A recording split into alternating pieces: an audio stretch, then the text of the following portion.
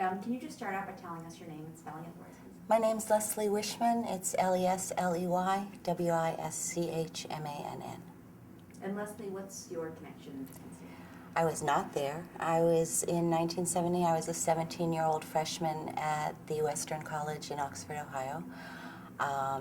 And I was just totally stunned and terrified. And so for probably the next 3 years, I did everything possible to avoid it. I had a brother-in-law who was here who witnessed it. He asked to take me if I wanted to go one time to the site, and I said absolutely not.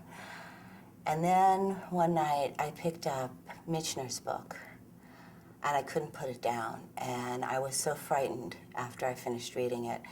And I started to confront some of those fears, and I was still living in Ohio. The trial of the guardsmen was going on, the criminal trial.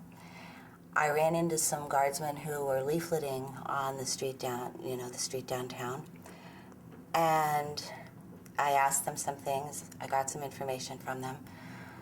And that just sort of started cascading, that I needed more and more and more information. And so then I found Peter Davies' book, The Truth About Kent State. And there was a picture in that of Allison being carried into the parking lot on a stretcher.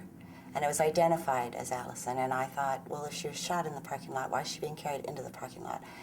And it really worried me, because I was afraid that if that was wrong, then maybe Peter's book wasn't credible.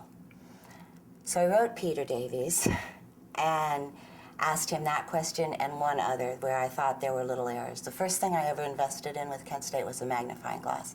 And I studied his photos inside and out for about 3 weeks before I sent him this letter.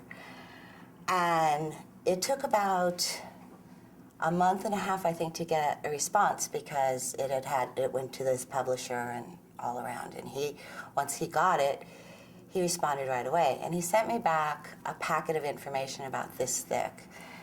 And I still remember his first sentence to me. The first sentence in the letter was, if everybody would study the photos as closely as you did, we would have no problem convincing people of what happened that day.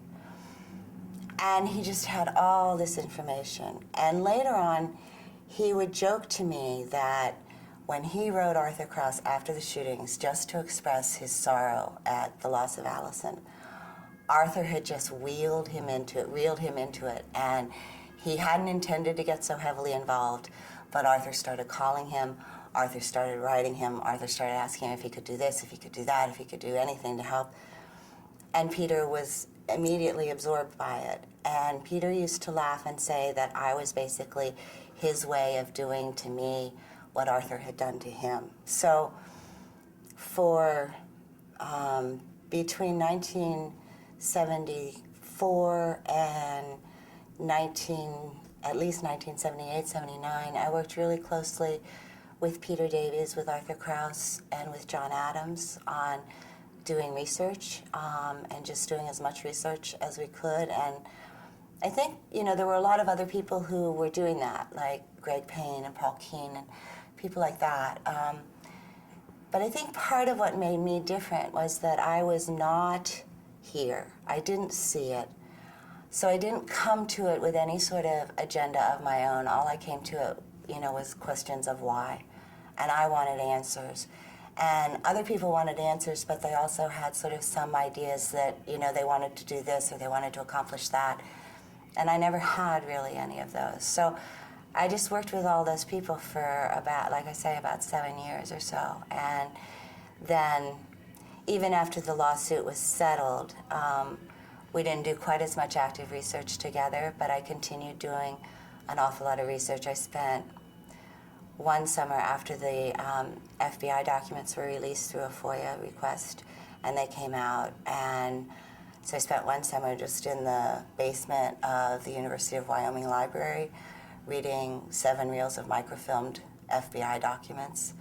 And I've just done my own research then ever since. And in about 1990, it's a very stressful thing, and it took a big toll on me and on my husband and on my health and on a lot of things. In 1990, I kind of backed away. I said, okay, this is enough. But in the last few years, I've also discovered that it's a much bigger community of people who are really deeply affected, and I've realized that a lot of the research that I've done, I know some things just because I'm not tainted by having seen anything and thinking that I remember this or that. You know, everything that I know about it is from research, and so I don't have any of those memories that might, you know, skewer what you're thinking about and stuff. So that's kind of who I am and how I got into it and what I've been doing. Well, what new truths did you discover in your research? Well, I think most of the things that, you know, I think all of that was sort of put together in a lot of different ways, but there are a few things that still really trouble me that I don't have the answers for, and sort of some, I think, relatively profound bottom lines that really need to be considered when people go forward. I think around 1990, I reached the conclusion that we were never going to know the truth. I'm a historian and a writer, and so I go back and I work a lot in the 1850s, you know, mid-1800s. And because I can look at documentary evidence of things, sometimes I can piece together things that contemporaneous people couldn't do.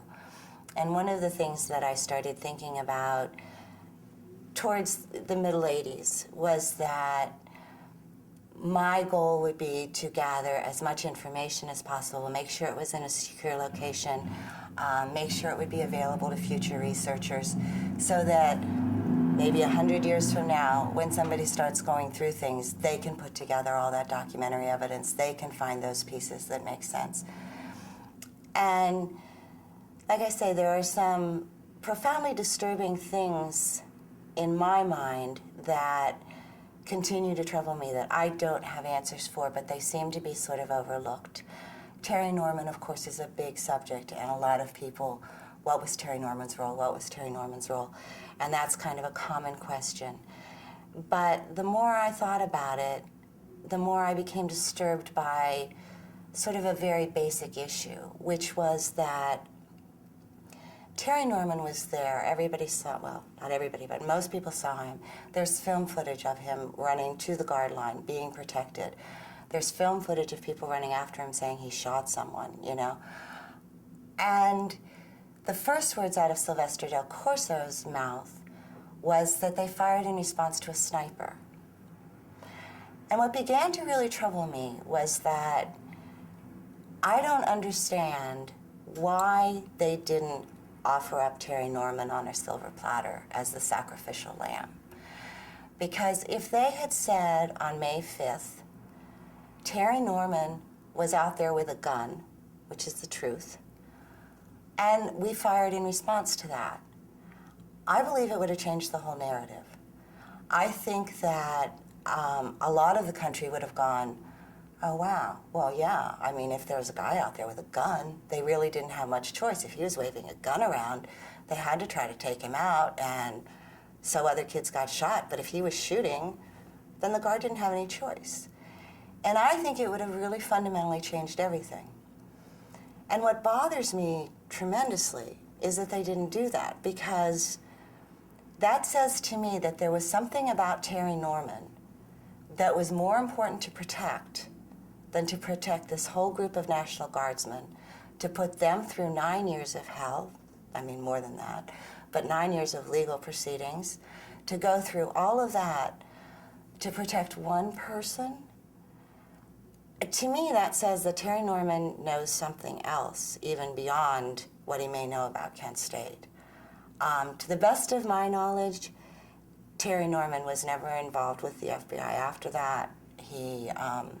So it wasn't something ongoing. And people have said to me, well, they didn't want to admit that he was working for the FBI.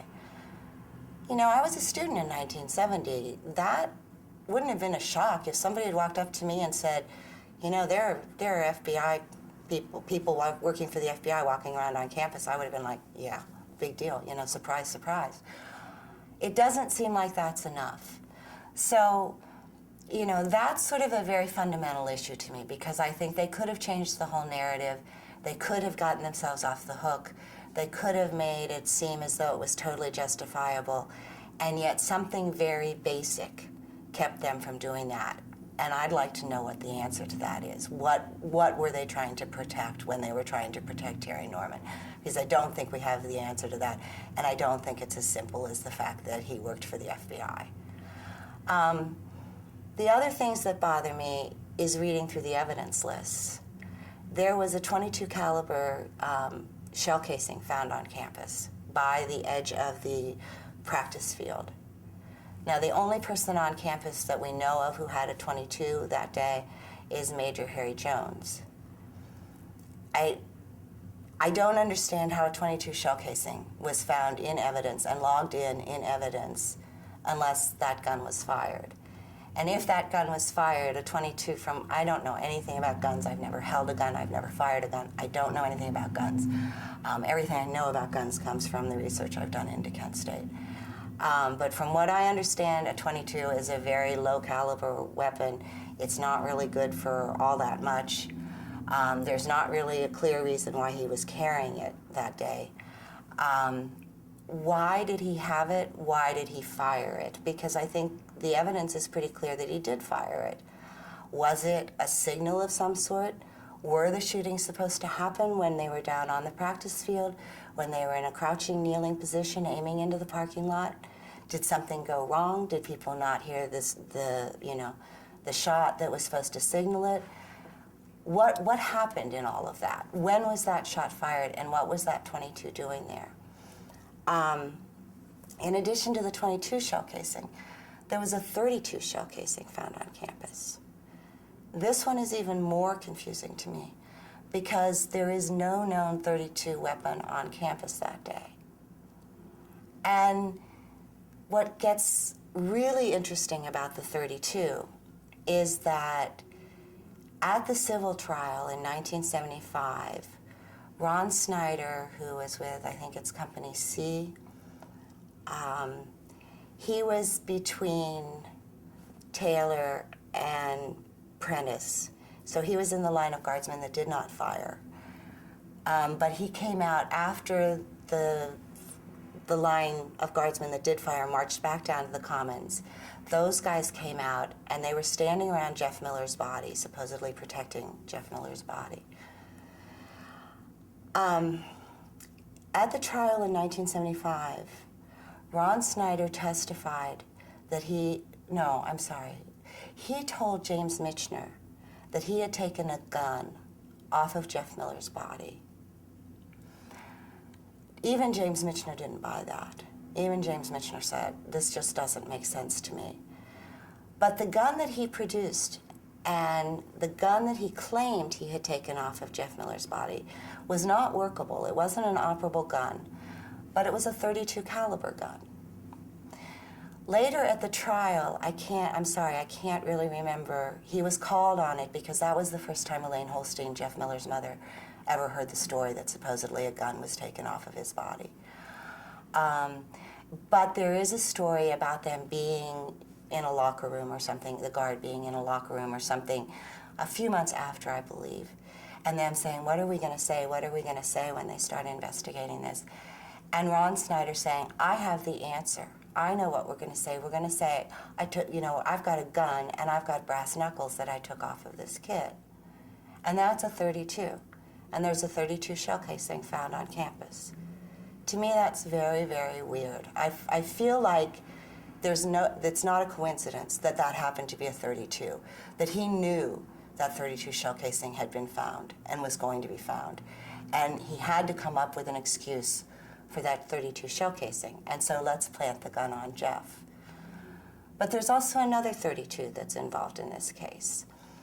A few weeks after the shootings, I believe it was the Kent Fire Department, maybe the Kent Police Department. They got a phone call, an anonymous phone call from someone who said that there was a gun at the bottom in the river.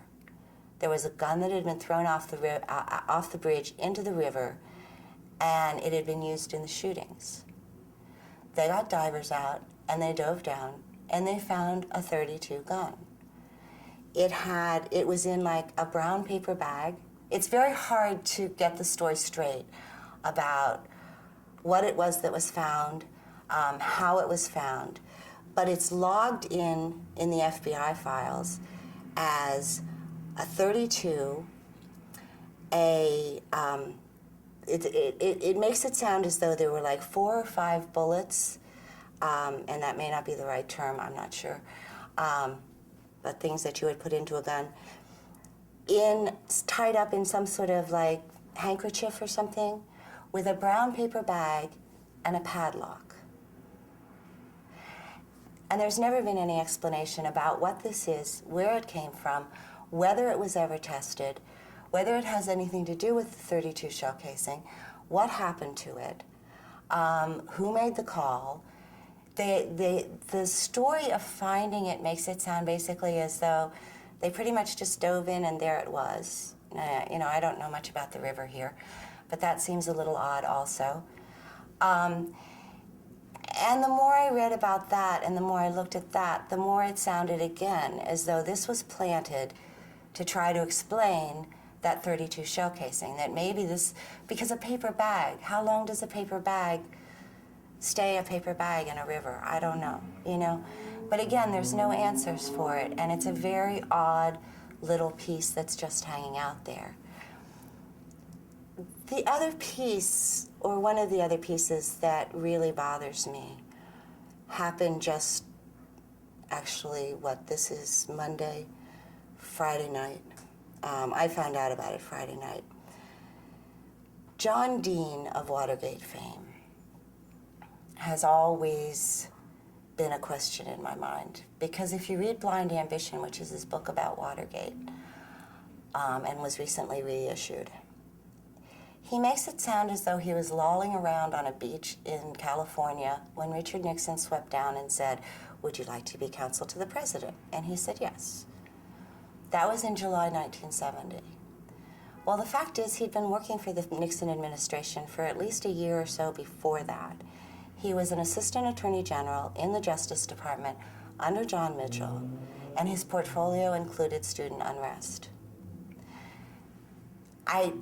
This is something that I haven't done enough research on, and it's something, like I say, I got more information Friday, and I will be going back into these things and trying to find more. From what I understand, John Dean was raised around Akron, which of course is right around here. He went to school around here. I think he went to Wittenberg or something.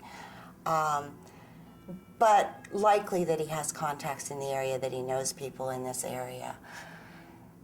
You've probably heard the story that there has been speculation for a very long time that Kent State was sort of a fallback place for it. That weekend, May Day weekend in 1970, there was a big demonstration going on at Yale University.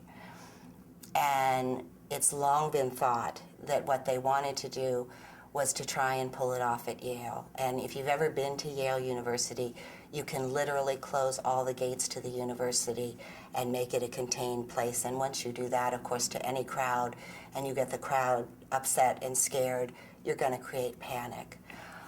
So it was believed that what they were trying to do was to make it a very enclosed situation where they could provoke a situation where a shooting would take place.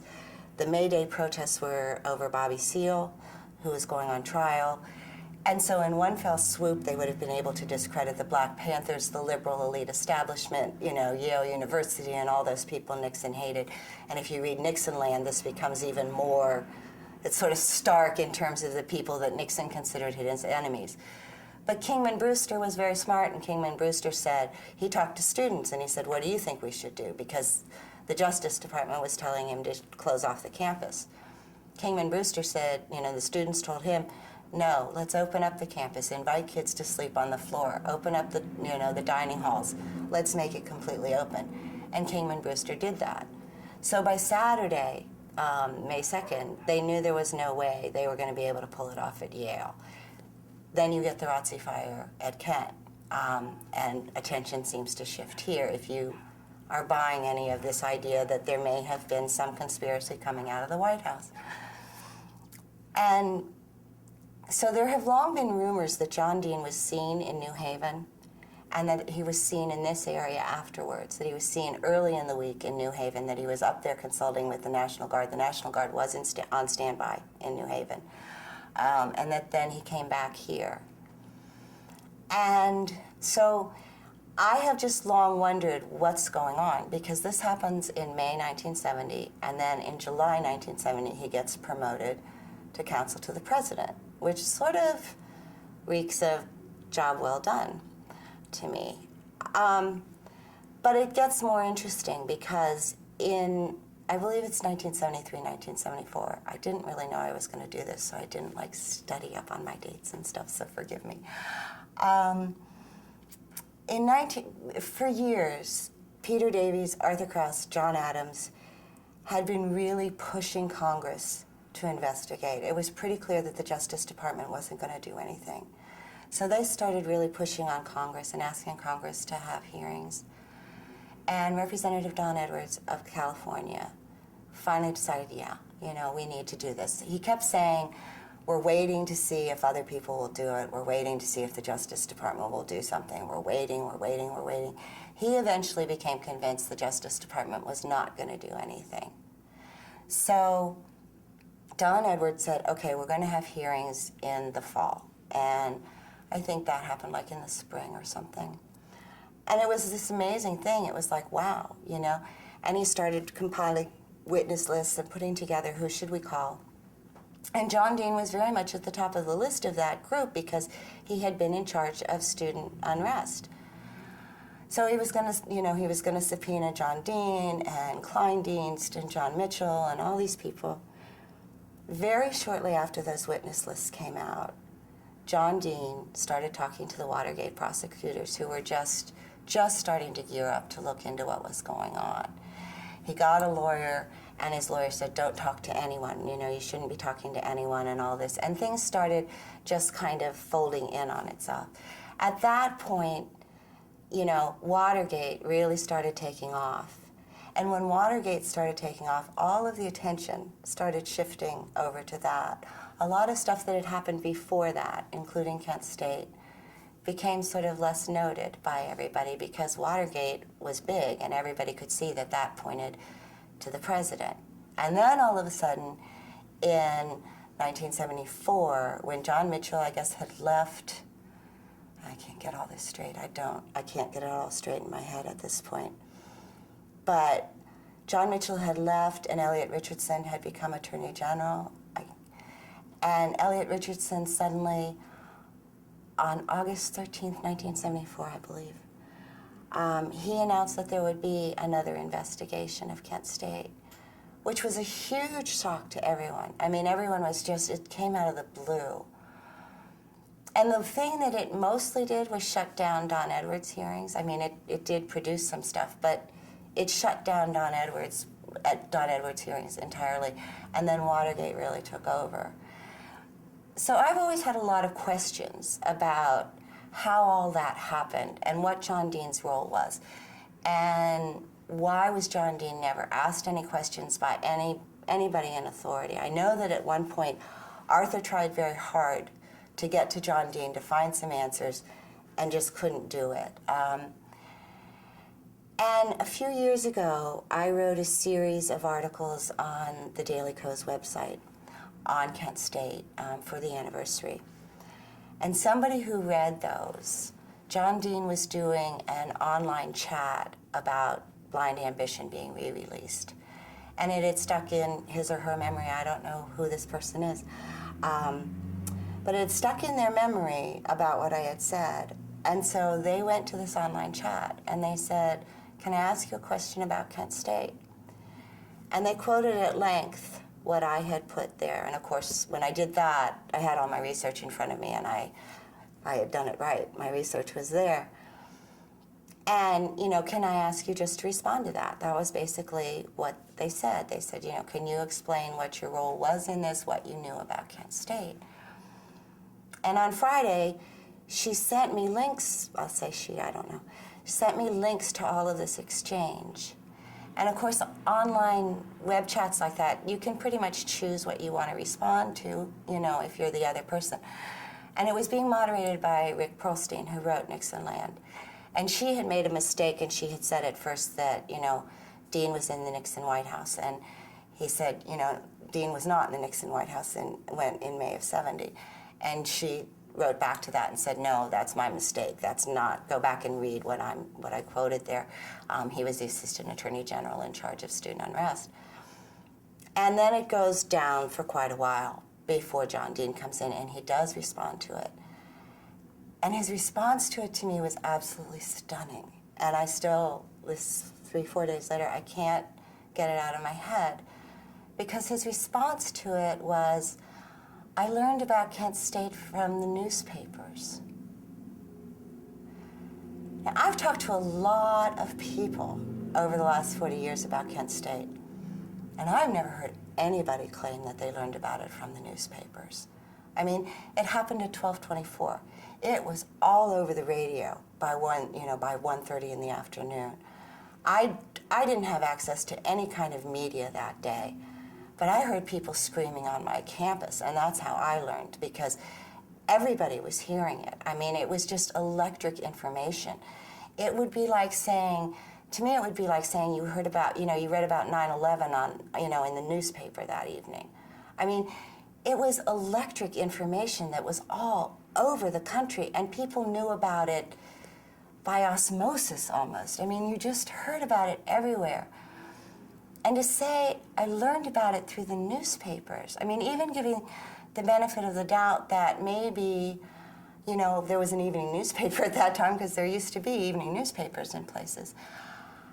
It just is startling to me. And this wasn't just anybody. This was the guy who was in the Justice Department in charge of student unrest.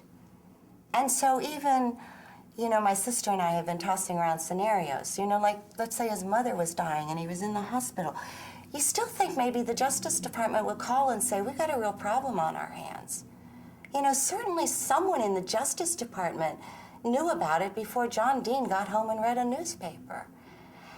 And that response, to me, just sounds like, sort of like, I'm just an average Joe. That was all I heard about it. And then he said that, he had written everything that he knew about it in Blind Ambition. Now, I'm going to have to go back and read Blind Ambition and read the re-release of Blind Ambition, because maybe he added some stuff. But there isn't much about his time in the Justice Department at all. And John Mitchell's Justice Department has never, in my opinion, really been looked into. I don't know any real books that examine the John Mitchell Justice Department. There's Martha Mitchell's book that I think was written with Kitty Kelly, where she talks about people keeping her captive at times, which I think was right after Kent State. It's the Justice Department under John Mitchell, I think, really needs to be investigated a little more thoroughly. And those are the things that just keep bugging me, And there's also Terry Norman's gun. Terry Norman's gun goes on a remarkable journey after it's taken by the Kent police. It goes on an incredible journey. It's finally found by Don Edwards' subcommittee, as I recall, back at the manufacturer, the original manufacturer, and they're getting ready to strip and re-nickel it and completely redo it. And it was sent to them supposedly by Kent State. What's that about? There are so many little things in all of the documents. If you go through all the FBI statements, if you go through the evidence lists, those reels of microfilm of FBI documents are just astonishing. There is some really amazing stuff in there, which also I love sort of thinking about the FBI at that time, because of course we know that they were infiltrating all kinds of all kinds of campuses and groups and COINTELPRO and all of that. And yet the other side of them is the investigative side of them. And the investigative side of them was really, really good. And they put together a lot of really, really good information. But I think a lot of people, I don't think there's very many people who really looked into all that information, and I think that's a lot of what needs to be done. But I also, the one thing that I do want to say is just about Arthur and Peter and John, because one of the reasons that I decided that I really had to do this was because Arthur and John are both gone, and they can't speak for themselves anymore. And Peter is one of the kindest, most gentle, most remarkable men I've ever met in my life. And his devotion to this cause nearly destroyed him. And he has, of necessity, pulled back and said, I'm taking myself out of it for, I think, his own sanity, for his children, for his wife. You know, his children were just little boys at the time, and they really lost their father for a long time. And the three of those men, excuse me, those three men were three of the most remarkable men I was ever privileged to be around, or to meet, or to know, or to have the honor of calling a friend. And Kent changed my life just that day when it happened, because I was 17 and I was scared. And when I called my mother in hysterics, she said, well, they must have done something to deserve it. And I knew they hadn't, and I knew it could have been me. And I hung up on her, and it was years before we ever began to really repair that relationship. And that changed my life, but I think what changed my life even more was to get to know them and to know the kind of trust they placed in me. I mean, I was like 22 or 23 when I first met them, and they trusted me with information that, you know, a reporter would call Arthur and say, I got this tip, you know, go check this out. And they would call me and trust me with that. And it was remarkable of them to do it. And I mean, Arthur Krause, if you ever met him, he was bigger than life, and he was so determined, and he was so intimidating, and he was so scary the first time I ever met him.